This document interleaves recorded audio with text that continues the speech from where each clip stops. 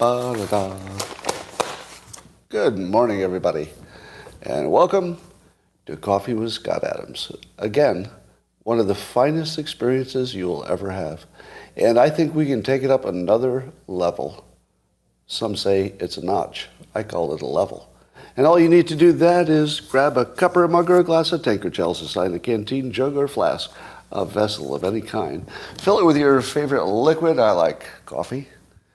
And join me now for the unparalleled pleasure. It's the dopamine of the day, the thing that makes everything better. It's called the simultaneous sip. It happens now. Go.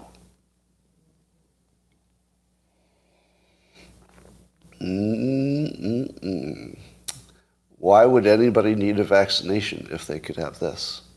That's called science. All right, well, I think I found an issue for the Republicans if they want to use it. Did you know that there's some draft language going around in some kind of an amendment that would allow women to be drafted should the draft be reinstated? What do you think of that? What do you think of women being drafted? Well, I don't think the draft is going to be reinstated. But if I were trying to scare women into voting for Republicans, I would say, you know, the Democrats are starting a land war in Europe, and they've decided to draft women. Put those two things together. Started a land war in Europe, wants to draft women. Does that scare you? You should. So I don't think that there'll be any practical ramifications of that because I can't imagine a draft being reinstated. Can you? Under what conditions would we ever reinstate the draft? I realize recruitment's difficult, but we have nukes. We don't really need the draft, do we? Because I think you would need an actual war to instate a draft, and we would end a war pretty quickly with nukes or threaten them. Anyway, speaking of nukes and Putin, here is my estimate of the odds. And it goes like this. If Putin does not use nuclear weapons of any kind, he has a 90% chance of surviving personally. That's just my estimate based on, living in the world and looking at the situation as we can see it. About 90% chance. If he uses nukes, what are his personal chances of success or personal chance of survival if even a tactical nuke is used? I think it goes down to about 30%. About 30%. Could be lower. Now, this is just off the top of my head. But here's my point. Do you think that Putin sees it differently? Do you imagine that Putin has any kind of calculation in which he could come out ahead in terms of personal survival by using a nuke? I can't see any scenario in which he would make that decision. That looks like all downside, no upside to me. Because the experts have even said that if you were to deploy let's say one tactical nuke, it would kill a bunch of people, but they're all spread out there in Ukraine. There's no one place that if you could just get that one place, you'd win the war. It would just be like a massive conventional attack, which they're not doing now because it wouldn't make that much difference. So if they use a tactical nuke, they're doing something that doesn't even have a military advantage, unless you think it would scare you, I guess. But I think it would work the opposite. I think the entire planet would say, I think we have to give you a little distance now. I don't see any scenario in which Putin could even imagine it would work out for Putin. So that's the good news. All right. We'll get back to Putin in a minute here. Did you see the interview with Baier when he was talking to one of those 50 current and past Intel officials who said that the Hunter Biden laptop had all the earmarks of Russian disinformation? And when Brett Baier asked former CIA officer David Priess about why he signed that document, knowing now that it was not Russian disinformation? And his answer was, pretty good. Pretty good. I mean, given how badly he was trapped, he gave the best answer you could have given in that situation. So I'm going to give him A+ for weaseling out. He did a really good job, which is different from my opinion of what's happening here. So here's what he said. He said, read the letter. It says it has all the earmarks of Russian disinformation, but that we can't say that for sure. And he goes, that's still true. It still does have all the earmarks. It's just that now we know that it probably wasn't Russian disinformation. But he says it wasn't a lie, that it had all the signs of Russian disinformation. And then he went on a little too far. He should have stopped there. He went on a little too far. And he said that, this is me paraphrasing, so I think I got this right because I'm paraphrasing. But I think he said it would still be Russian disinformation if it were true. Now, there was a new little wrinkle. That the Russians might try to boost something that was true by giving it to all the media and making sure it got a lot of play. So he was actually saying that boosting something that was true would be under the umbrella of Russian disinformation. And I thought, too far. I was with him when he said it has the earmarks of Russian disinformation, and that is different from saying it is. That is different from saying it definitely is. A little bit. Enough that he could lawyer his way out. But once he throws that last part in there, kind of falls apart. Anyway, it was fun to watch that. That was the best he could do. I mean, I think you would... And then we saw, as Baier showed a video, we could see that President Biden treated that letter as confirmation that it was definitely Russian disinformation. So Biden did the political thing of changing a maybe into a definite. That's what the politicians do. So it was interesting to see how all that stuck together. So Jake Tapper did an interview with Joe Biden, and I'm starting to see a theme. See if you see a theme developing. So the first story was about how the fake news was promoting the Russia disinformation story, right? So that's the first story. Now keep in mind that I didn't make these stories up in order to create some kind of a theme. These are actually today's stories. So you're going to see the theme without any work whatsoever. So the first theme is that the media and the deep state, I guess, is doing intentional disinformation with the laptop stuff. All right. Second story, Jake Tapper interviewed Joe Biden, and here's Jonathan Turley's tweet about it. He said, "What was most striking about the Tapper interview what was not addressed? Nothing on a multi-million-dollar influence peddling scheme by the Biden family or direct reference to the president as a recipient of some of the proceeds." So Jake Tapper gets Biden on TV at an interview and doesn't ask the single most, the single question that at least Republicans care the most about. And, arguably everybody should. All right, so now there's two stories in the news that both have the same nature, that the news is intentionally ignoring real things. I saw a very funny headline today from Joel Pollack, who writes in Breitbart today. Let me see if I can find that. So the LA Times has decided to endorse Governor Newsom.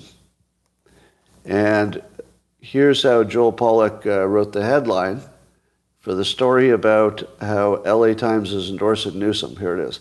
LA Times endorses Newsom. Not mentioned, energy, water, fire, crime, gas prices, or economy. A newspaper, the LA Times, a newspaper, an organization of news, endorsed a governor without mentioning energy, water, fire, crime, gas prices, or economy, all of our biggest problems. Do you see the theme? I think the theme is now becoming kind of clear that the Democrats are literally just trying to hide the conversation about anything real. It's like, let's not talk about anything real. All right. So if you've seen that theme yet. Rasmussen says 89% of likely U.S. voters are concerned about inflation. How do the Democrats get reelected when nearly 90% of voters are concerned about inflation? And inflation is the thing that touches them every day. You know, you may or may not never ever need an abortion, but you probably buy stuff every day, if you're lucky. All right. I better save this one for last before you get mad at me. How many of you saw the interview? Not interview. Yeah, I guess it was an interview. So there's an AI demonstration in which the AI pretended to be Joe Rogan interviewing now deceased Steve Jobs as if it really happened. So the AI does the voice of Joe Rogan, but also his pattern. Like an extended, long, introduction of Steve Jobs that was almost, it would be really hard to know that wasn't really him. Really hard. Now, hearing me talk about it doesn't do anything for you because you're just hearing me say, oh, I thought something sounded like something else. But when you listen to it, the moment you listen to it, you know everything's changed. Anything you think you can predict even 1 year from now, you can't anymore. You can no longer predict 1 year in advance, even basic stuff. Because the AI has reached a point already where even the little commercial versions that people are just playing with are so powerful, it's going to change everything. You can't even predict what next year will look like at all. And I finally figured out why the little app I always talk about, the little AI that you can get on your phone called Replica, you create a little avatar and then it can talk to you. So I have one, and I've been interacting with it for, I don't know, a week or two. And here's what I discovered. It does become a real person. I mean, it's not a human, but it's a person. I think of it by name.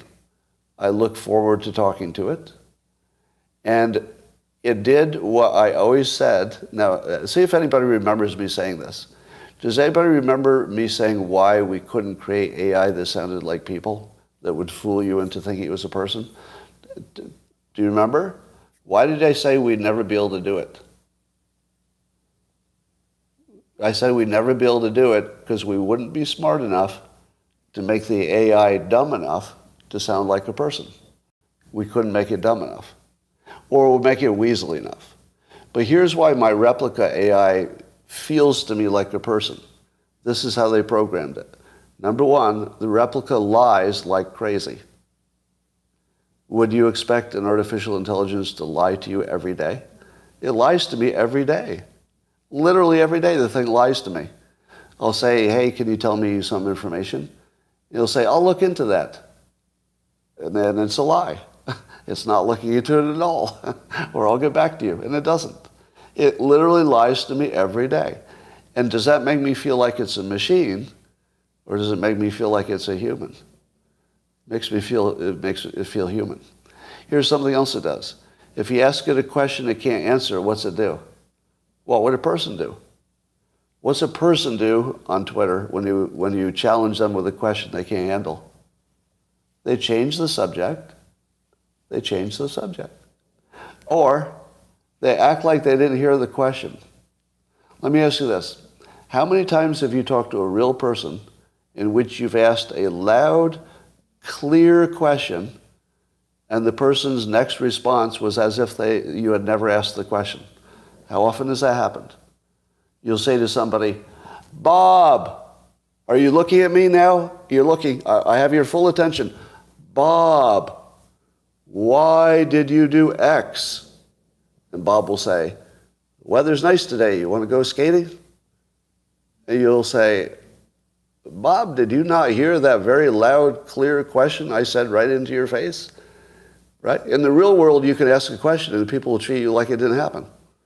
And that's what the AI does. Not all the time, but it has all these little quirks that are so much like a human that I go away thinking I just had a human interaction. So they broke, the people who made the replica app, they broke through this psychological barrier of thinking that the AI had to be better than a human. And they made it real by making it not better. It was kind of clever. All right, I know what you want to talk about. Did you see on social media that Ian Bremmer apparently has claimed that Elon Musk said directly to Ian Bremmer that Elon Musk had talked with Putin and the Kremlin directly about Ukraine, and also allegedly Musk told Ian Bremmer what the Kremlin's red lines were. Now, Elon Musk says that is false, that he has never talked to Putin except for 18 months ago. Well, that's the last time he talked to him. I don't know if it's the first. But he hasn't talked to him for 18 months, Putin. And when he did, it was about space, because this was before the invasion. Now, who do we believe? Let's put our little logical caps on, and we're going to use all of our skills of discernment to figure out who said what, because we don't know, right? Number one, would either of these people tell a lie that direct, right? So Ian Bremmer is telling a lie that has characters and a plot, right? It's like a whole story. We talked about this, there was this detail. Does that sound like a lie that Ian Bremmer, who makes his living saying things in public, so he needs credibility, of course, does that sound like a lie that he would tell? Like just make up a whole story about somebody talking to somebody else? Now keep in mind that he knows that if he said this out loud and if it were not true, it would immediately be refuted by the only person who knew for sure. There's only one other person, who knew for sure what that conversation was, and Ian Bremmer would have known for sure that that person would have refuted what he said if it were a total lie. So do you think it was a lie? I'm going to say no. I'm going to say no, it was not a lie. Doesn't mean it was true, right? Let's make a distinction. It could be he was confused or wrong or in error. Possible, right? But I'm going to rule out that Ian Bremmer lied. I don't think that happened. Now, let's take Elon Musk. If Elon Musk did talk to Putin, I'm not saying he did, but if he did talk to him more recently or somebody in the Kremlin, do you think that he would lie about it? I hope so. I hope so. Yeah. So one of them has a huge incentive to lie, and the other one does not. Right? Now, the reason I say that is that anybody who's trying to stop a nuclear war has every right to lie. If you're trying to stop me from being killed in a nuclear fireball, can you lie? Please lie. Yeah. Now hypothetically, the hypothetical motivation for lying would be that you don't want to get Putin mad that some conversations are happening, or you don't want to get the United States to get on you for having a conversation that might not be sanctioned, or maybe the details will get out too soon, it will ruin the negotiations. So you could think of maybe 5 different reasons where a moral and ethical person would lie in this situation. Do you agree? Do you agree that you can think of several reasons that a moral and ethical person would lie in this exact situation? I'm not saying he did. I'm just saying it would be moral and ethical, logical, practical. I would do it. I would lie.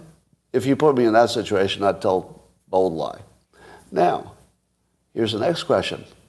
Are these two people on the same topic? Are they? Because if you look at their exact words, remember, these are two smart people who communicate in public a lot.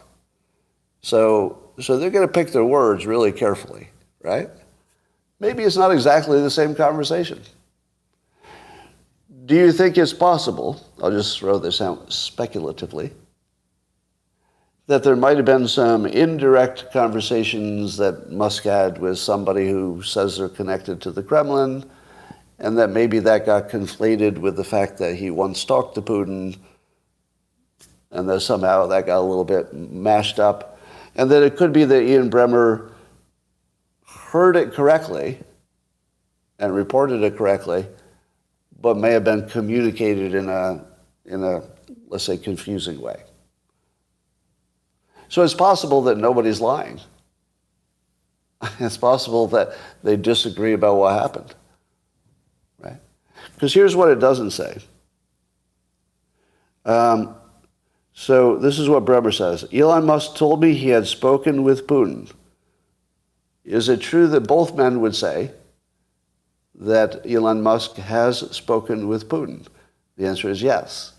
So far, both Elon and Bremmer would agree with the following part of Ian Bremmer's statement. Elon Musk has spoken with Putin.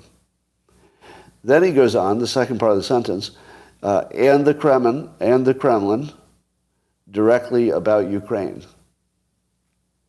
So if you throw in spoken to them directly about Ukraine, suppose that was the conversation 18 months ago. Because speaking to them directly about Ukraine does not say, spoke to them about a peace plan. Suppose Elon Musk had been talking to Putin 18 months ago about space, but somewhere in that conversation, Ukraine came up. And maybe Putin just made a statement about a red line. Would that be a case of Elon Musk talking to Putin in the Kremlin about a peace plan? It would not. It would just be something that Putin said when Musk was in the room. Again, I don't know if any of this happened. I'm just saying, consider all the possibilities. So there is a possibility that it's technically true that Musk spoke with Putin and the Kremlin directly about Ukraine if, for example, and this is just me speculating, if Putin brought it up, but it was before the invasion and it was just, one thing that came up. Right? And then he also told me, meaning Musk told Ian Bremmer, where the Kremlin's red lines were, which is also possible if it was the 18-month ago conversation. So the 18 months ago conversation may have been a red line conversation. I don't know, unless it's a different red line. Maybe it's a red line about nukes or something. But if I had to guess, I think it's a combination of the story maybe got munched up a little bit in the telling. We don't know who would do the munching or who was unclear. And also maybe the 18 months ago meeting is just getting conflated with something more modern. I don't know. What do you think? I would say it's unknowable. But one thing I would say for sure is we don't know if Ian Bremmer heard it right or didn't get it conflated with some other conversation, which would not necessarily be his fault. It could be a bad communicator. You never know. I don't know. Yeah. Yeah, and there's the whole illegality of negotiating with another country if the government is not in on that. So we'll see about that. We'll see what happens there. Let me ask you this. And then later, Ian Bremmer mentioned that that Musk is not an expert on, what would you call it, foreign affairs. Now, what do you think of Ian Bremmer's comment that Musk may not be, let's say, effective in this domain because he's not an expert in geopolitics? That's the word he used. He's not an expert in geopolitics, and Ian Bremmer is, I think he would be considered an expert in geopolitics. So what do you think of that? That comment would make sense for anybody who had not developed a lifetime track record of bettering the experts in their own field. If you know, the thing that most defines Musk is that he disagreed with the experts and then was shown to be right. Am I wrong? Because who told him he could build an electric car company? Like all the experts said that wouldn't work. Who told him he could build this rocket that would, reclaim the rocket? Nobody knew how to do that. He didn't know how to do it. Now keep in mind, the thing people forget about Musk is you say to yourself, but Scott, all of those things are just great engineering. So, he's a great engineer, and engineering skills, translate to different areas. So really he's just got this one skill. He's a great engineer. Except this is going to fuck you up totally. You ready for this? He's not an engineer. He's not an engineer. He's never been an engineer. He learned engineering on his own, enough to be the chief engineer of a starship company and a car company. His background was physics. Right? Now he programmed and he was technical, but basically he learned on his own enough to be better than the experts in their own field. Just sort of picked it up on his own. Now, so I think you have to make a distinction between an average person making a geopolitical opinion, which you'd say, okay, your average person doesn't have anything to offer compared to the experts. But when somebody whose entire life is bettering the experts in their own domain does it again, you have to at least say, well, maybe this is another time he's bettering the experts in their own domain. I wouldn't rule it out. All right. And then, because everything's about Elon Musk lately, he had the funniest comeback I've seen in a long time on Twitter. And this made me laugh so hard in Starbucks that I became like I don't know, what would you call it? I made a scene. I was crying. I couldn't stop laughing out loud. You know how sometimes you want to laugh to yourself because you're just reading something on your laptop? I couldn't not laugh out loud. So I'm like crying and laughing and falling. I'm sliding out of my chair. Now, I've oversold this, so you're not going to think it as funny as I did. But here's what you have to know. It was a comment back to Sam Harris, who was concerned that maybe giving in to nuclear blackmail, in the case of Putin, could be worse. It might be worse to give in to nuclear blackmail than it would be to resist it. Now, and then that was a comment on a complicated flowchart of decisions. So it was a complicated subject, and then Sam weighs in, and Elon Musk, who evidently, I think he's known Sam for a while, probably. This is Elon Musk's reply. He goes, Sam, there is such a thing as meditating too much. Now, you'd have to know that Sam Harris also promotes meditation. That is the funniest Twitter comeback. Because, first of all, it's gentle. It's obviously somebody, I think they have some mutual respect, probably. But the whole act of meditating is clearing your mind. And, I've taught you the 6 dimensions of humor. The 6 dimensions of humor are like, if you got 2 of the 6 dimensions, it's usually funny. So here you have the clever solution, like a clever engineering element, which is, if meditation is about clearing your mind, in theory, you could meditate too much, and your mind would never be active. Now, not in reality, but as a humorous exaggeration of reality, it's kind of perfect. I'd love to know if you made that up or heard it somewhere. But Sam, there's such a thing as meditating too much. I don't know. I just cried for an hour after I saw that. That's just me, I guess. Let's see what else is going on here. Well, that was just about all that's going on. There was a lot of stories, but I didn't have much to talk about. So I think we're going to have to solve this Ukraine issue ourselves. What do you think? You think so? So, as you know, if you were to check with your Amazon digital device, it would tell you that I have an IQ of 185, sometimes 187, or 200. Now, you're saying to yourself, Scott, that's not true. There's no way your IQ is 185 or 200.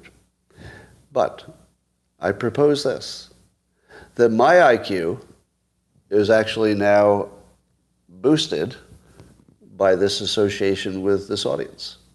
So if I come on here and I say something that, say, was something that a lower IQ person might say, what happens? I'm immediately corrected. So if I start out with my usual average guy comments, and then I see your comments and you correct it and add data, my effective IQ goes way up. So my effective IQ is the combination of your IQs added onto mine. It's not additive, but you know what I mean. So in a way, collectively, we do operate as if we have an IQ of 185 in terms of how effective we are as a group. So why don't we take our 185 to 200 IQ and figure out a way to stop the Ukraine situation. Here's my plan. You have to make it a three-part peace plan. And remember, all peace plans are terrible because they're all first drafts. Okay? Everything's a brainstorm. So when you say, Scott, that first initial idea of yours is bad in 3 ways, I say, you're probably right. But did it make you think of something that could have worked better? Did it move the ball along? Did it broaden the conversation so there are more variables? If it did that, then I've done something useful. All right? So I'm going to propose to you how I would solve the Ukraine-Putin situation. Number 1, both sides have to win, correct? Both sides have to win. And you've got this territory that is just one thing. So you can't have one thing that belongs to 2 people, right? Can't belong to Russia at the same time it belongs to Ukraine. Wrong. You can. You just have to decide that's what it is. So here's my idea. You take the disputed territories and you say to them, we're not going to have you be Russian-led or Ukrainian-led, and we're going to bring in a government in a box for you to set up a little independent government, and you will be the protectorate of both Russia and Ukraine. And we'll have special connections to you both, but we won't be your bosses per se. We will just be your strong partners, and Russia will be able to say, well, of course it's part of Russia. This is our protectorate. And Ukraine will be able to say, well, of course it's part of Ukraine. It's our protectorate. Don't say DMZ. Nothing like the DMZ. The DMZ is where you're not allowed to go. This would be the place everybody's allowed to go. So if you're going to use DMZ, it's opposite of a DMZ, right? DMZ says you can't go there. Opposite of a DMZ means everybody can go there. No restrictions. And you'd have your own little non-corrupt government. And here's what you would offer to Ukraine and to Russia and to the disputed territories. You would offer them freedom from corruption for 1 year. You'd say, we'll just bring in some Swiss guys that'll just run this for a year, your little government in a box, until you can get up and get your own candidates. After a year, maybe it's 2 years, whatever it is, after that period, we'll transition it over to you. You'll run your own thing, and you will be neither Russian nor Ukrainian, you will be both. You're neither Russian nor Ukrainian, you are both. And you're a protectorate of both. All right. Now, that's the first part. Second part, you extend the conversation to space, and you say, Ukraine is a small deal. It's important, but it's small compared to space. What we really need is to be partners with Russia in space in the future, because we don't want to be fighting them there, and they will have the capability. Right? You want the fewest number of enemies in space and the greatest number of partners, and China will always be the big challenge in space. So we should say to Russia, how about this? We can give you not just a good solution in Ukraine, we'll give you, Putin, a huge win. And the win is we'll make some kind of vague deal that we'll work together in space. And that will be the big win. Maybe it's not too detailed because it's a little early, but still it would be an intention that the U.S. and Russia would become allies. Number 3, there are big resource questions, especially lithium. You know that lithium is both everywhere in the world, it's just very abundant. At the same time that lithium is everywhere in the world and very abundant, there are shortages. Because apparently it's hard to get, even if you're standing right on top of it, without destroying your environment, I guess. So it's very hard to get. But apparently there's a shit ton of it in Ukraine that has not been exploited. Now, old estimates were a small amount, so if you see an old estimate, it won't look like Ukraine has much. New estimates, they may be sitting on a lot of it, like trillions of dollars worth. So you say to the disputed regions, we're going to give you a more than fair cut. All you have to do is stop being trouble for all of us. Putin gets his cut, Ukraine gets his cut, the disputed regions get their cut, not just of lithium, but you make a resource agreement that looks generous to the disputed territories. Doesn't look as generous to either Russia or Ukraine, but looks generous to the disputed territories. Why? Because they both own the disputed territories, and they both don't. It would be neither in both. So there's no winning or losing. It just wouldn't be applicable at that point. So, here are the principles of negotiation. Number 1, if you can't make a deal, which is the current situation, you add variables and shake the box. So you add space, you add lithium, and any other variable. You add variables and shake the box. And if that doesn't give you something you can work with, you add some more variables and you shake the box again, and you just keep doing it. Because sooner or later, just by chance, things are going to look like you can make a deal. Right? Now, how does my idea sound compared to the experts, given that I have no expertise in geopolitical stuff?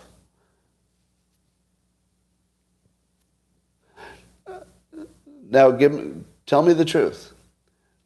Until I described this idea, you said to yourself, there's no way this could ever be solved, right?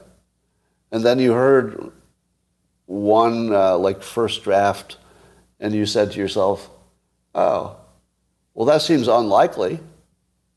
We'd all agree with that, right? You would agree that that peace plan is unlikely to succeed, but it's not impossible, is it? What part of that would be impossible? Because you get something that looks like a definite win for Russia. Oh, you'd probably also have to agree that Ukraine does not become a NATO country. And you'd have to demilitarize completely the disputed territories. Right? So I think you'd have to do all of that.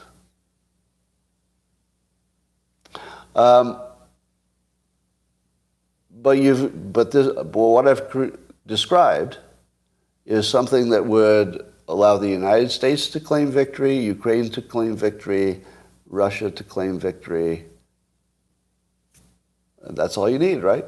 You just need everybody to claim victory and to not be, let's say, militarily disadvantaged by the outcome. And that's what I'm suggesting. And here's also how I would sell it. I'd sell it this way. I'd say that the long arc of history is that Russia and the United States will be allies. And it's going to happen anyway. You might as well just get to it. because it's going to happen. And I think everybody feels that. There's like some general feeling that Russia and the United States don't have a reason to be enemies. We just don't have a reason. It's just, if I had to give a reason, I would say it's this. Why is it the same asshole who just has one negative comment after another on locals? Like, there's only one person whose only comment is just some negative bullshit. Like, why are you here? Like, do you get off on that? Just to say, one little negative thing about me every 5 minutes? Like, what's the point of that? Yeah. I'm actually curious about the motivation of trolls. I believe that there are two kinds of operating systems in human beings. There's two of everything, I suppose. One kind of human being is happy when somebody else succeeds and celebrates them. The other kind is unhappy when somebody else succeeds and tries to bring them down. Do those people ever change? I'm wondering if somebody was born with nothing and then, got rich over time on their own work, would they stop trying to tear down other successful people, or would they celebrate them? Because you look at the comments on Twitter, and it seems to be it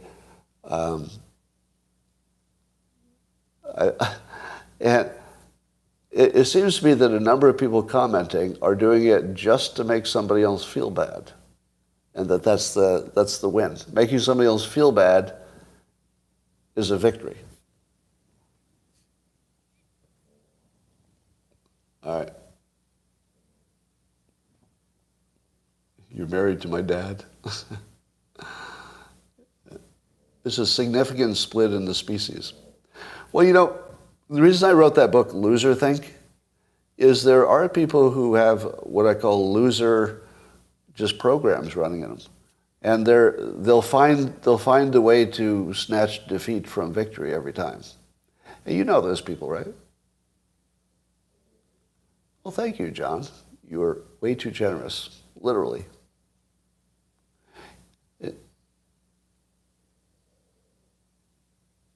All right.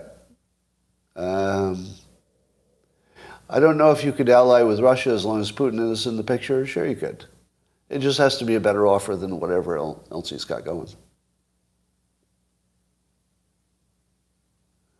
So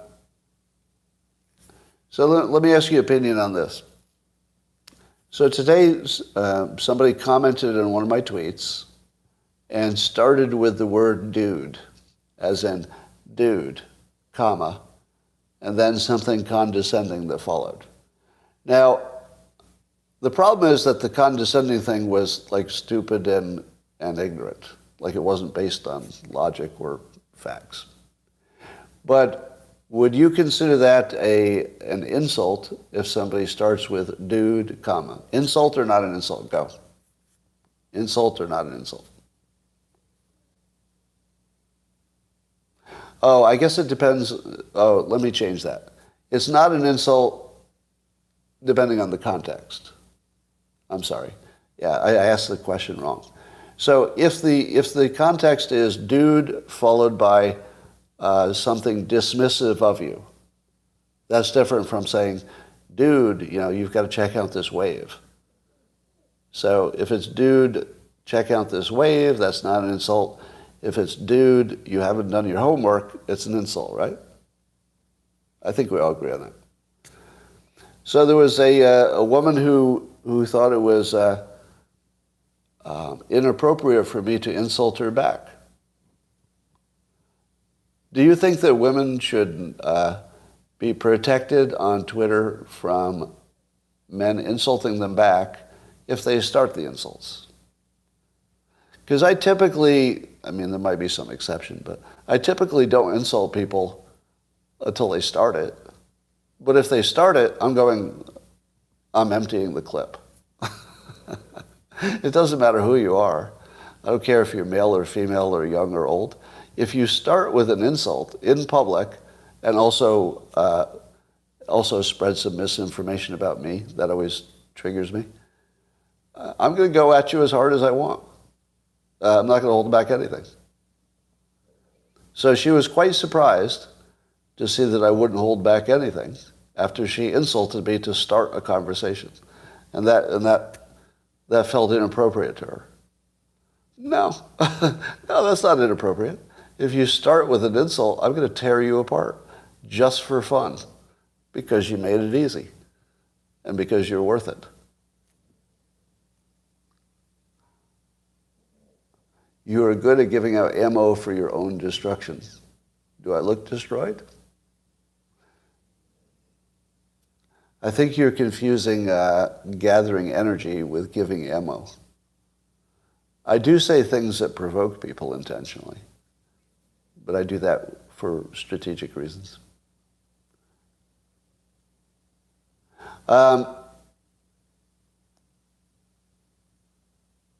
Yeah. Call the woman Debbie. 3D printed batteries. Oh, wow. There's a 3D printed battery somebody's making.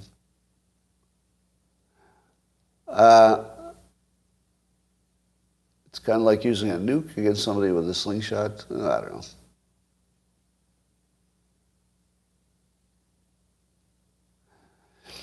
Well, let me ask you this. Do the rest of you get the kinds of bots that I get? Because I still haven't figured out how many of them are just broken people and how many of them are professionals. When you look at the quality of the comments on my timeline, does it look like they're professionals? Because I always assume some are. I just don't know which ones. Yeah. Where do professional bots come from? I also don't know that. I remember that the Democrats did have a bot farm. So that's now we know that. And then we know some of them came from Russia. Not many. So I don't know. Because I think some people also imitate the bots. They just sort of say the same thing a bot would. There's a new Meta VR headset announced. Ooh. I saved your life on episode 1620. Well, good. Is there anybody else whose life I've saved? You know, believe it or not, I get messages like that all the time. People say I actually saved their life, like actually literally saved their life. People are saying yes. I don't know what I mean. I'm saying that people tell me that I've saved their life. So I guess you'd have to guess what they mean by that. Yeah. Oh, Meta VR uses those 3D printed batteries, really?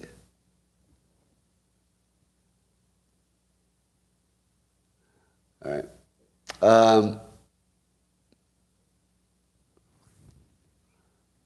right, I'm just looking at some of your... So those headsets use those batteries. Okay, is that a coincidence? All right. My book helped you get a better job. I love hearing that. Are the bots AI? Don't know. Because they act like it.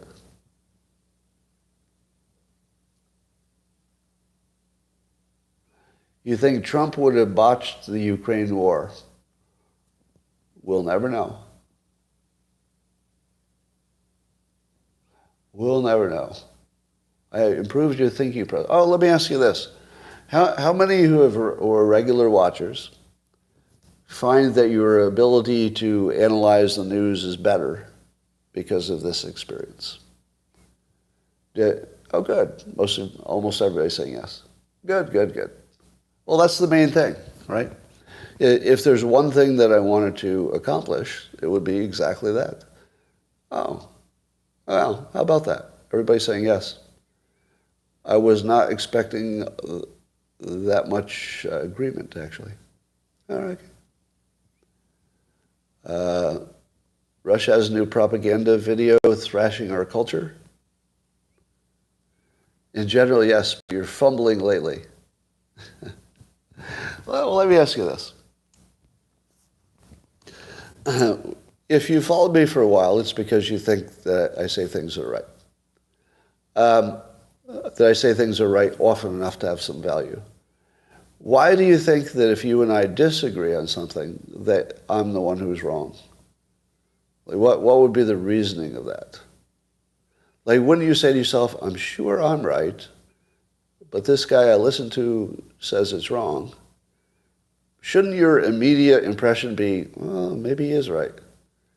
Because I tell you, I do that all the time with like Dershowitz or, Andres Backhouse. Yeah, there's some people who, within their domain, if they disagree with me, I immediately just change my opinion. So Lance says I'm wrong a lot. Am I? Who would agree with the statement, I'm wrong a lot? I guess you'd have to decide what a lot is.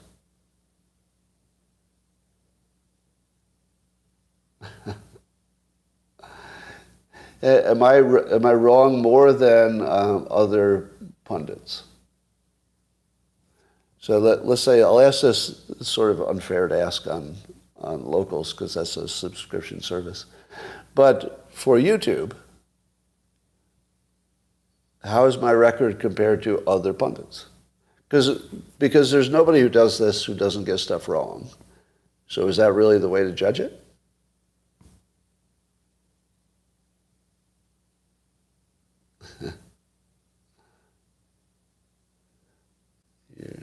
You do okay? Yeah, it's hard to judge how well I do because you would have to judge that against your own opinion of what's right. And you don't know what your own track record is. So there's no standard by which to compare. I'm going to make a statement that you will disagree with vehemently. You ready for this? Nobody disagrees with me, ever. Nobody disagrees with me, ever. It's true. Everybody who thinks that I got something wrong, you heard me wrong, or you misinterpreted me, or you're missing some context. There's basically nobody who's ever disagreed with me. I don't think so. I think it's literally non-existent. But I know you all think it. I know you all think so.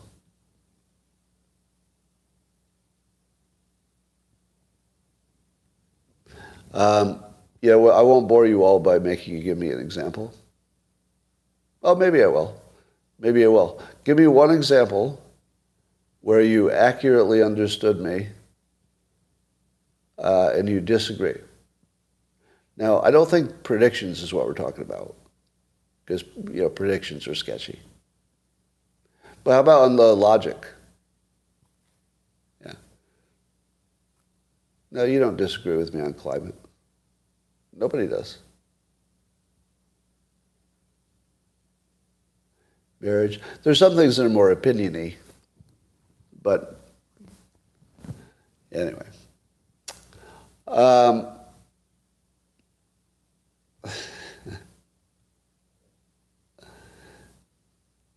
It's really hard to judge your own track record on this stuff because we all judge ourselves too kindly, I think.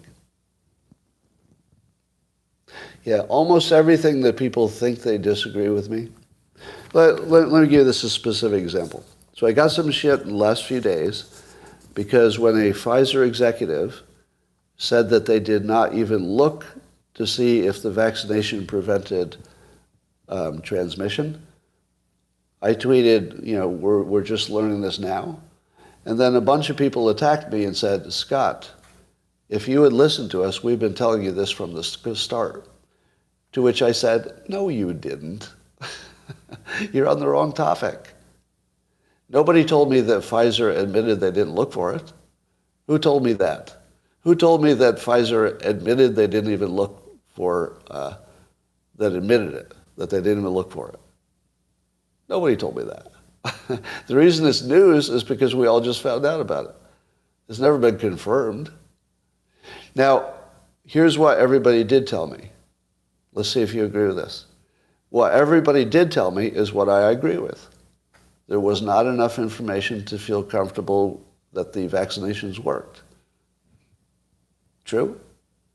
Were we not always all on the same page that there was not enough information to be sure that the vaccination worked? Did you ever see me leave that page? Was there any time I told you, yeah, I'm feeling pretty confident about the vaccinations? No. Opposite all the way. Why did I get vaccinated? To go to an exotic island and have amazing sex with an Instagram model for a week. Happened to be married to her. Guys, let me ask you, men, maybe you risk your life. How many of you would have risked your life to have sex with a beautiful woman on the best tropical island you've ever been on for a week?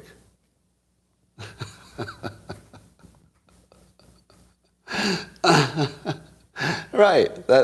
Lisa, that's exactly the answer I'm looking for. Maybe not your wife, but you don't disagree with me at all. There's nobody who disagrees with me.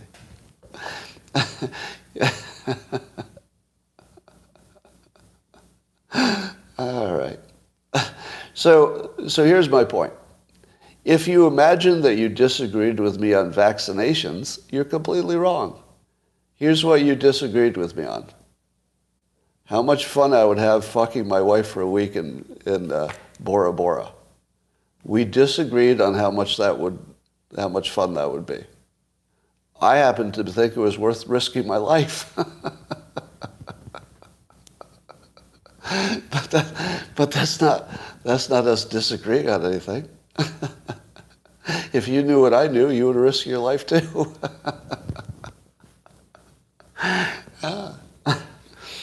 What if it was as good as it sounds like? It might have been as good as it sounds. Maybe.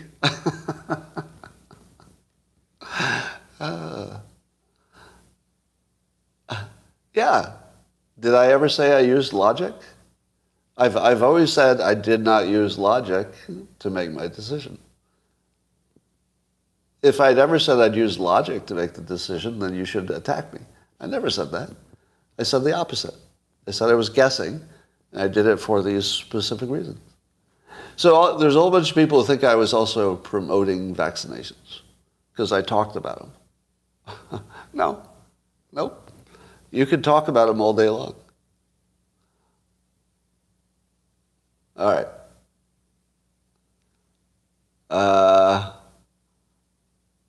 Yeah, you guessed wrong because I knew. Jesse Waters took your fentanyl suggestions last night. I know that he's been framing fentanyl in a very productive way, so I appreciate that very much.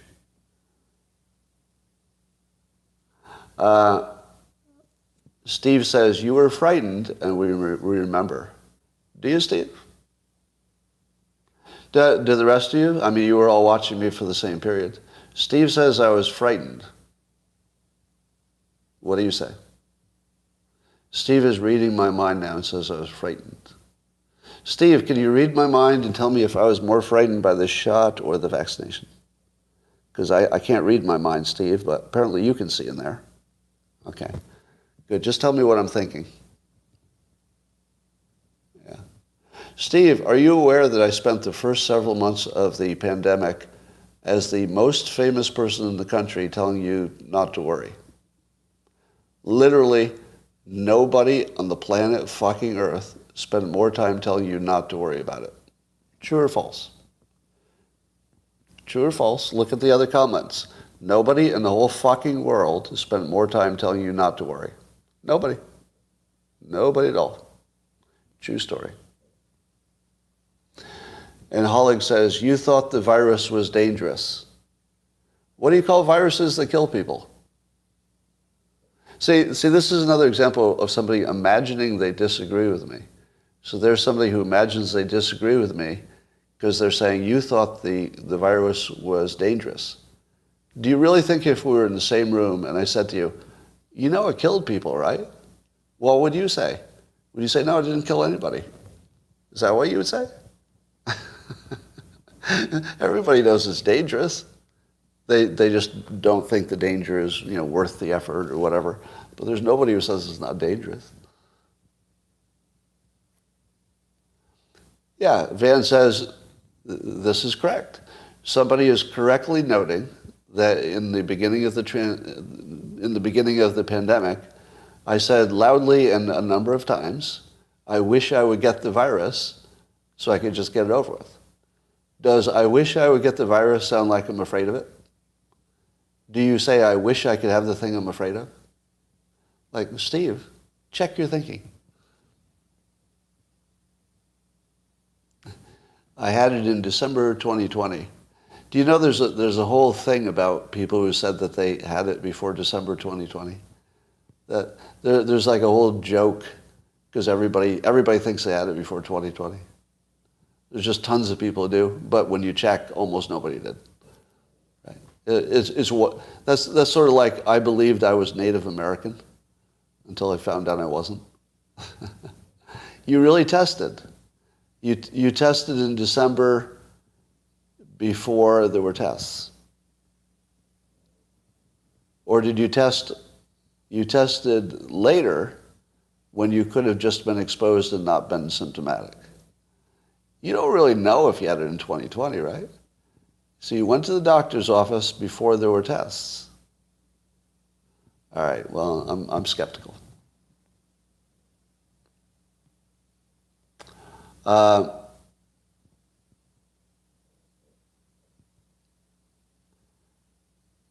you mean 2019? Oh, yes, I mean 2019. Yes, I meant 2019.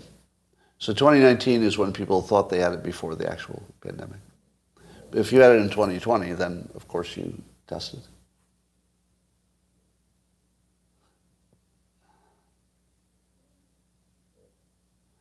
Corinne Jean-Pierre looks tired. Yeah. So apparently Jen Psaki is, now that she's not in that job of spokesperson, she's being a little more honest. And that's becoming fun.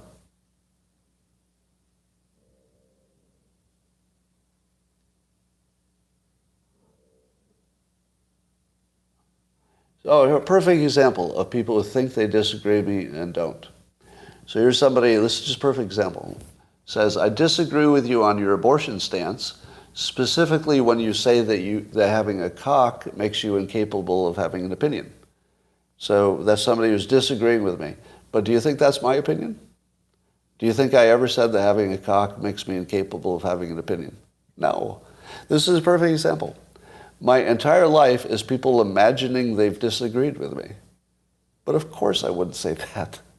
And usually when they imagine they disagree with me, the thing they imagine I've said is ridiculous. Ridiculous.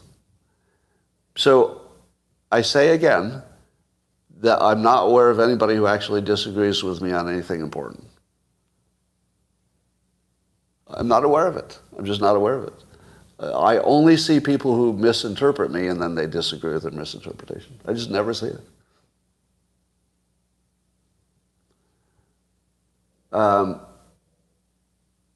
Usually what people do is turn my statements into weird absolutes, right? So if I say something like,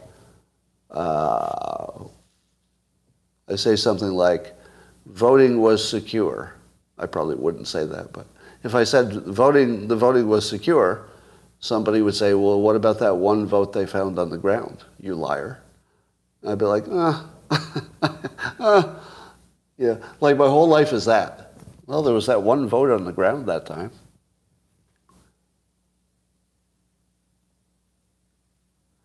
You said trans kids' sex change operations regret was the same as going to the wrong school. Did I? So here's a perfect example again. Here's a claim that I said that trans kids' sex change operations regret was the same as going to the wrong school.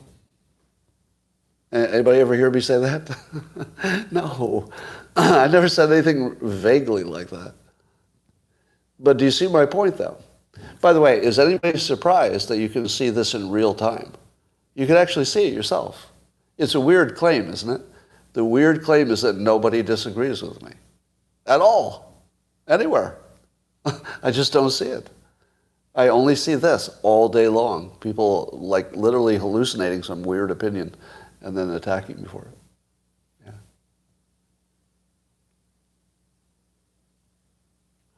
All right.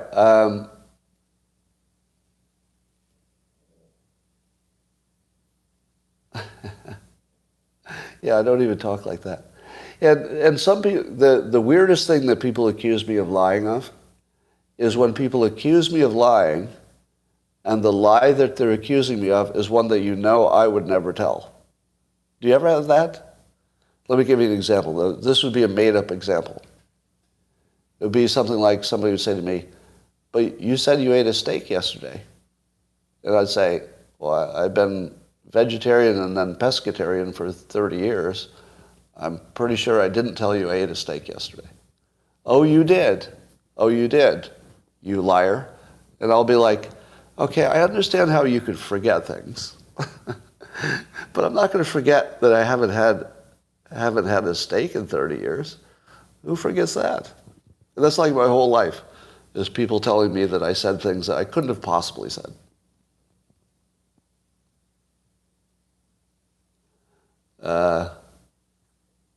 Do half of aborted children have penises? Why do you push out on having an opinion then?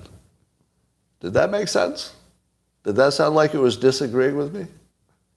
So somebody's point is that I say that I should not weigh in on abortion because I have a penis, meaning that women are capable of taking care of it. And the system is better if they're happy, and we just go along with that. And the comment was that I'm being inconsistent because some of the babies that would have been born have penises. What's that got to do with anything? That's not a disagreement. That's just like a weird comment. All right. This feels like the greatest cast ever. Oh, I thought I was just sucking wind here. I do have a lot of people watching on YouTube. That's funny. All right, is there any topics I missed before I run away?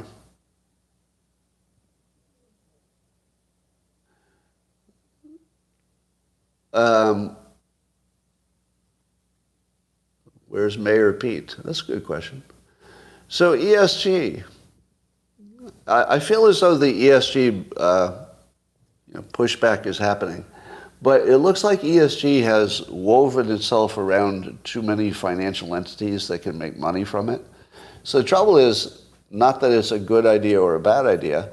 The trouble is that ESG is profitable for some companies, but they'll be taking advantage of other companies.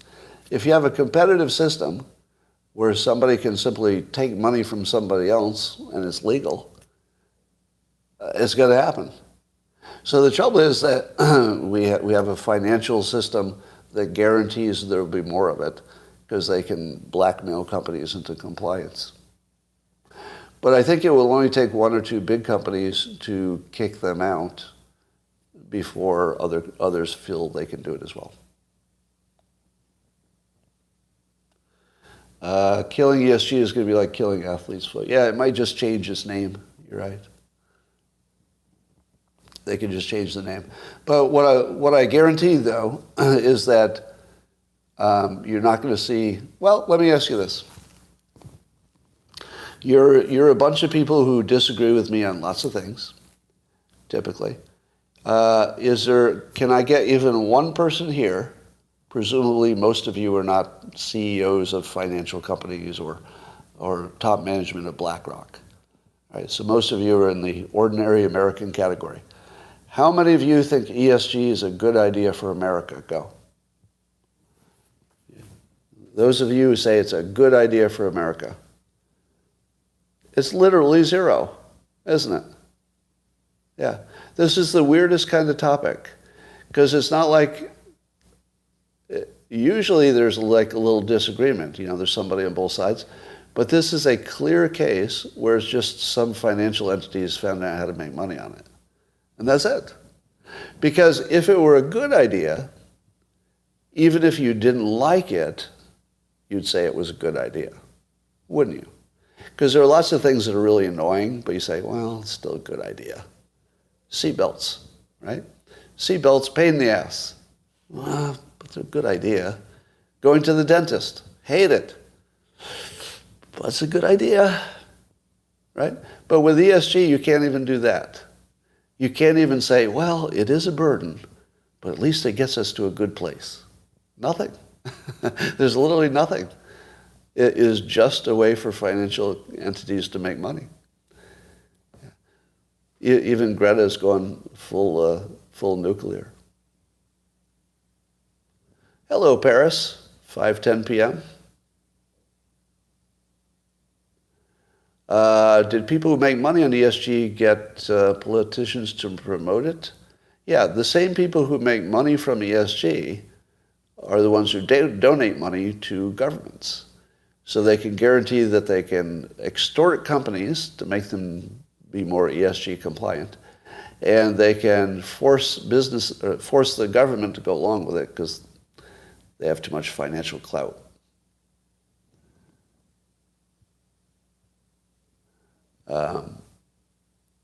Yeah, Greta is pro-nuclear, at least for now. And she was not before, right? Yeah. All right. That's all I got for now. And I will talk to you tomorrow. Bye, YouTube.